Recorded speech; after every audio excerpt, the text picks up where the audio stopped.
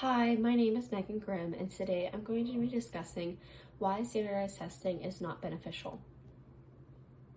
So I'm going to start out with some history of standardized testing. According to Britannica, standardized testing has been around since about the 1800s.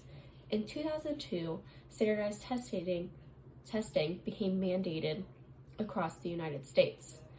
After this mandation went out in 2015, the US went from being ranked 18th in the world in math to 40th. They also went from being ranked 14th in the world in science to 25th, and 15th in the world in reading to 24th. So what standardized tests do we have in Pennsylvania? So we start out in about the 3rd grade with the PSSAs. These go from 3rd grade to 8th grade. There is then the Keystones from 9th grade to 10th grade and sometimes 11th if the students cannot pass. Then there are the AP exams, which are from college level courses that can be determined to switch out for college credit, in some later time. These are from 10th grade to 12th grade. Then there are the ACT and SAT exams, which can be used to determine scholarships, if students get into college or not, and so on. According to the Glossary of Education, standardized tests realize who need academic support. They also hold schools accountable to make sure that they are educating their students. Standardized tests also are able to see if educational policies are working or not. These standardized tests can also be used to determine if students have learned, and they also can be used for college.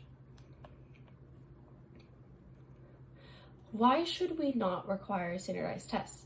According to pro.com, standardized tests can only determine if students are good test takers, because factors like test anxiety come into play whenever a student has a paper and pencil and they're trying to take an exam and they start getting stressed out. They do not predict success for students. They also do not prove a teacher's success or failure in the classroom for these students. Because, for instances, some students take it as a free day whenever they have the PSSAs, they can take a nap after, and they rush through because they don't want to take it, because they know it really doesn't mean anything. It's not affecting their grade. These standardized tests are also unavoidably biased by social class, ethnicity, region, and other cultural differences. From my personal experience, I was always proficient or average in my PSSAs or Keystone exams, but I was a straight A student. I was always on the highest honor roll and taking honors and AP classes. But I never passed an AP exam. I've only gotten 1s and 2s, but I was getting A's in the class.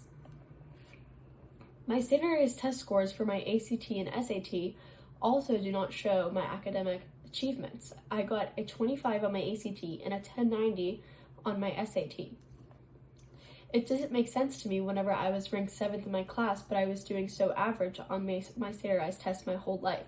I also had a 4.2 GPA, so it didn't show how I was excelling so much in the classroom, but not on these standardized exams. So it is time to stand up and make a change.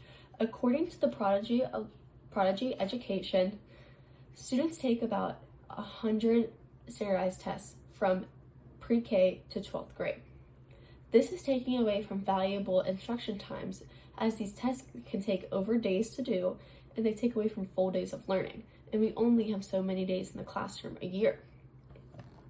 This has the potential impact on stressing out teachers, making them adapt their teaching styles just to fit these exams, because that's all they're worried about, is if their students can excel on these exams. But this also puts stress on students, because that's all they're thinking about, is if they're going to be able to pass their Keystones, pass their PSSAs, but it really doesn't matter that much. These are my works cited, and thank you for tuning in and listening to my personal views on standardized testing